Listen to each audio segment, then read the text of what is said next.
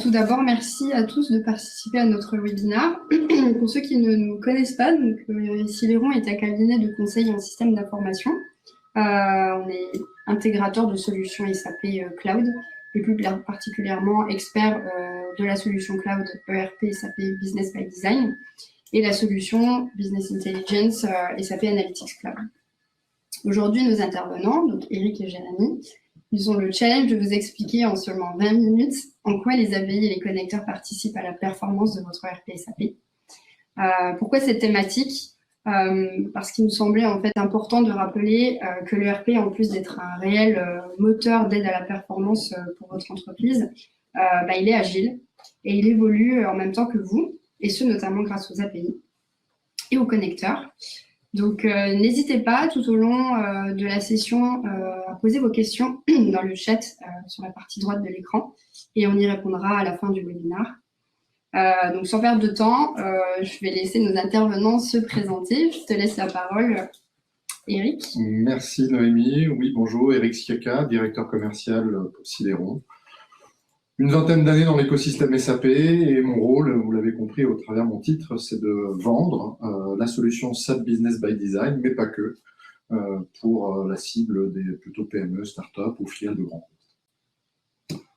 Et Jérémy, donc moi ça fait 15 ans maintenant que je travaille dans le conseil sur SAP et plus particulièrement 10 ans que je pilote des projets d'implémentation SAP Business by Design.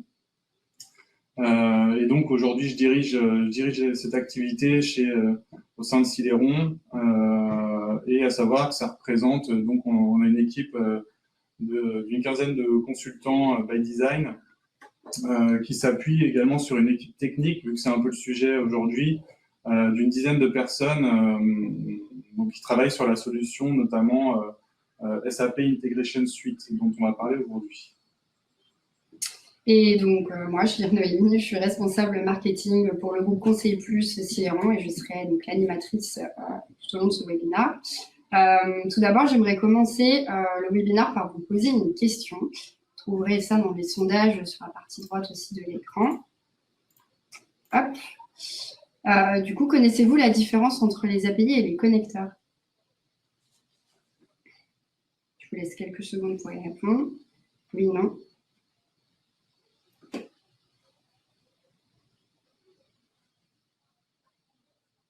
Un avantage pour le non. Oui, oui, parce que si tout le monde avait répondu oui, en fait, ce webinaire serait terminé. Ok, donc je vois qu'il y a des personnes qui ont besoin d'éclaircissement à ce niveau-là. Jérémy, tu peux peut-être nous faire un petit rappel sur les définitions des termes API et connecteurs et nous expliquer un peu la différence entre les deux. Avec plaisir, Noémie. Donc, une API, donc c'est une interface de programmation d'application en français. Concrètement, donc c'est un format de fichier. Alors, généralement, on utilise des formats de fichiers de type XML ou JSON, permettant d'accéder aux fonctions et aux données d'une application à distance, sans s'y connecter donc, et généralement pour interagir depuis une autre application. Donc, par exemple, si je veux, on va prendre un exemple concret, si je veux aller récupérer le PDF d'une facture client de mon système SAP pour l'afficher sur un portail client et le mettre à disposition justement de ses clients, je vais utiliser une API pour aller interroger l'ERP, récupérer le PDF et l'afficher sur mon portail client. Donc c'est un format, l'API, c'est un format incontournable aujourd'hui, notamment avec tous les éditeurs de logiciels, puisque maintenant on fonctionne beaucoup en SaaS, donc c'est assez répandu. Il faut savoir que SAP, du coup, en fournit, notamment avec la solution SAP Business by Design, depuis le lancement de l'application.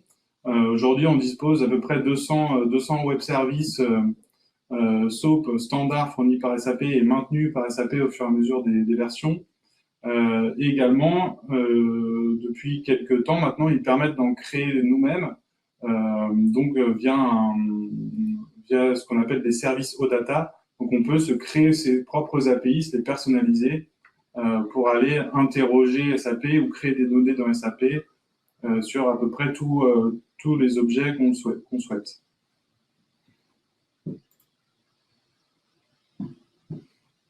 Ensuite, donc les connecteurs, donc faire la distinction, donc on a les API disponibles d'un côté, et le connecteur donc sont des ensembles de liens de connectivité technique et de services donc d'orchestration ou de mapping de données, utilisant justement ces API mis à disposition par SAP, que nous avons packagé au fil du temps pour simplifier la vie de nos clients.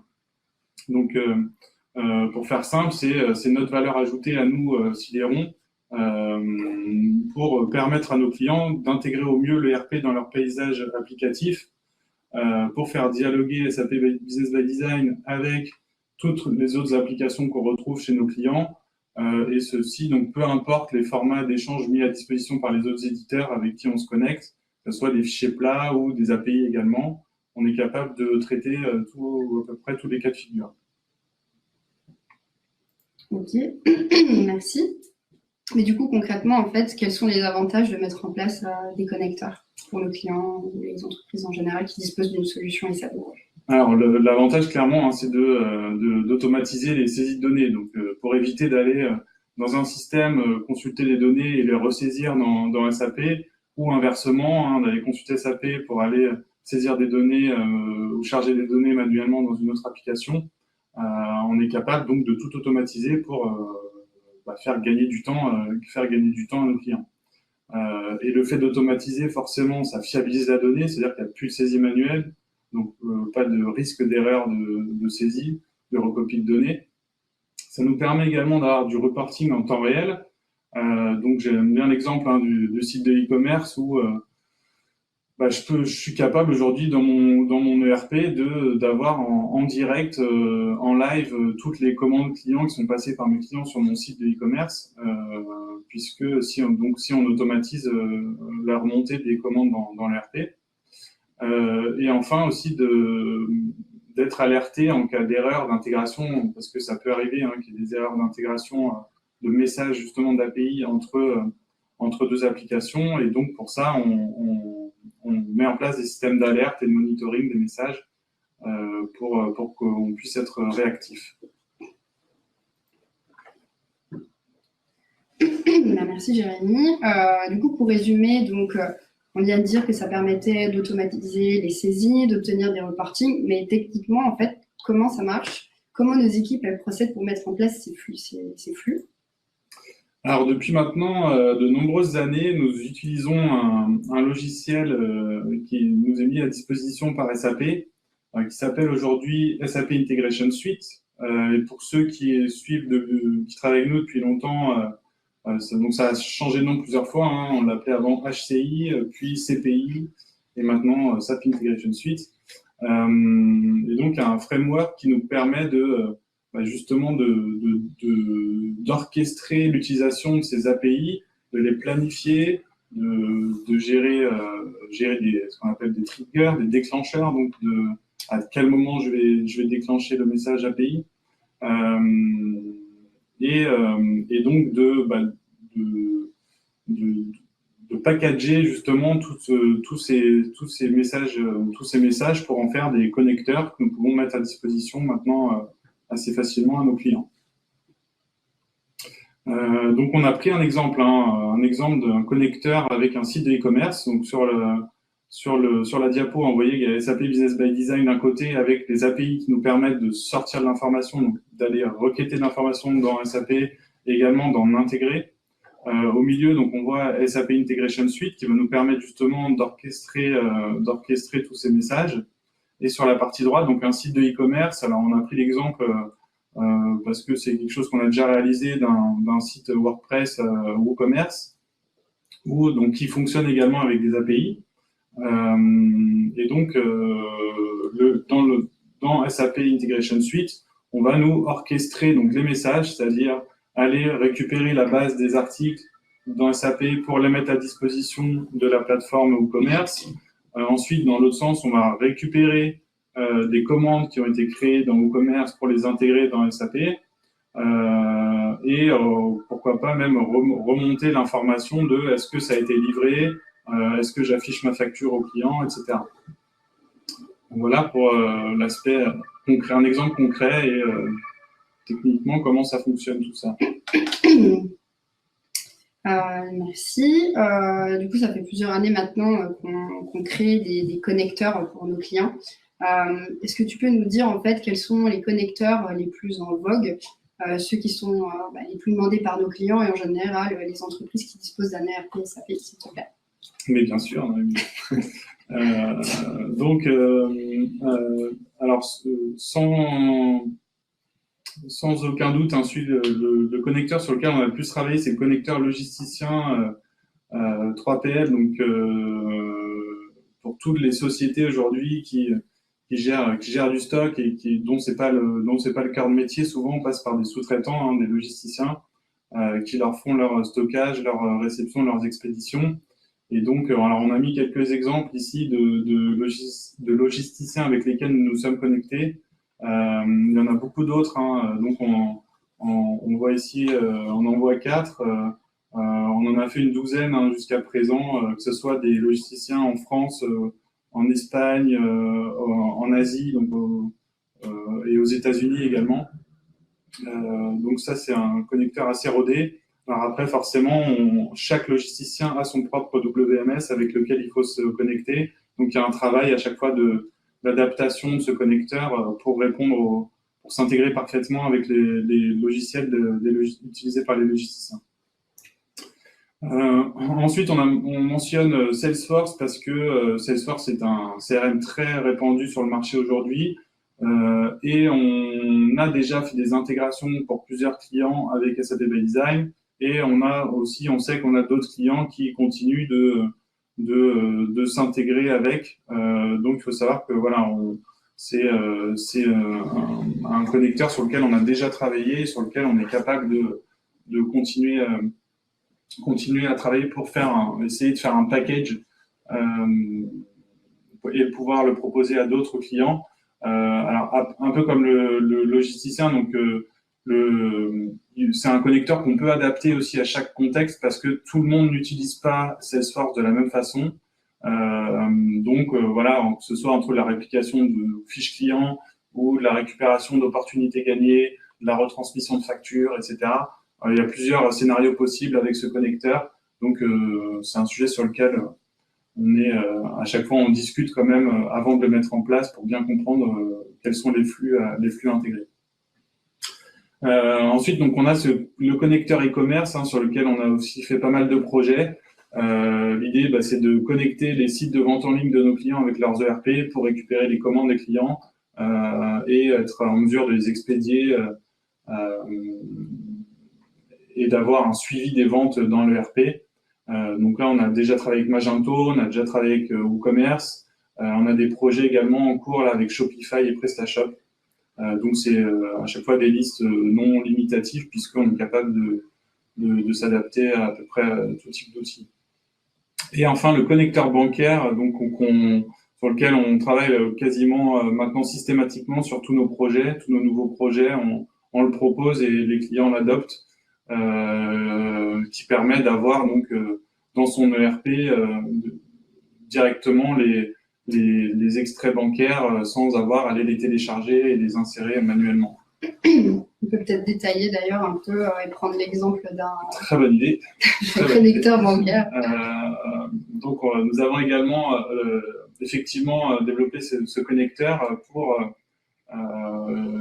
tous les clients aujourd'hui dans leur ERP vont gérer leur flux bancaire, que ce soit avec une ou plusieurs banques. Et donc, l'idée, au lieu d'aller télécharger les fichiers dans les banques pour les intégrer dans l'ERP et inversement télécharger les ordres de virement ou de prélèvement dans l'ERP et les intégrer sur les sites des banques, l'idée, c'est que tout ça soit automatisé. Donc, le matin, quand vous arrivez, les extraits bancaires ont été chargés et les ordres de virement et de prélèvement ont été passés directement auprès des banques.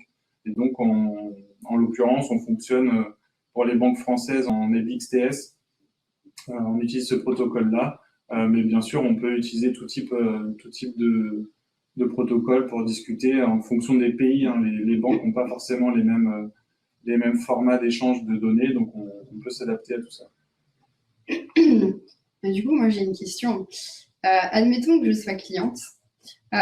Comment savoir en fait ce qui est possible de connecter à mon ERP, comment savoir en fait, comment avoir une overview en fait des connecteurs que vous êtes en capacité de mettre en place.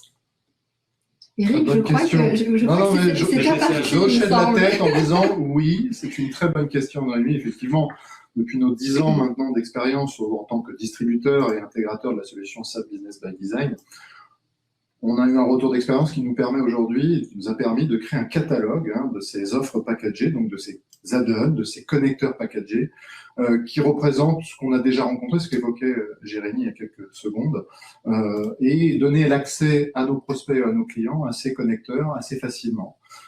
Et quand je parle des clients, ça peut être des filiales de grands groupes, encore une fois, des startups ou des PME, qui auraient besoin de rajouter à des produits tiers ces connecteurs pour que les échanges d'informations, la donnée soit partagée.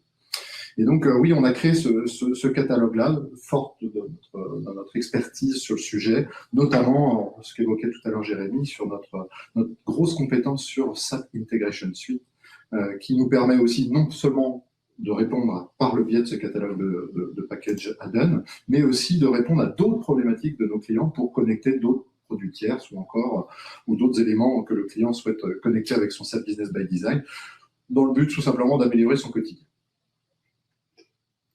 Ok, il me semble qu'on a dépassé d'1 minute les 20 minutes pour comprendre. Jérémy est un peu d'avant, je constate.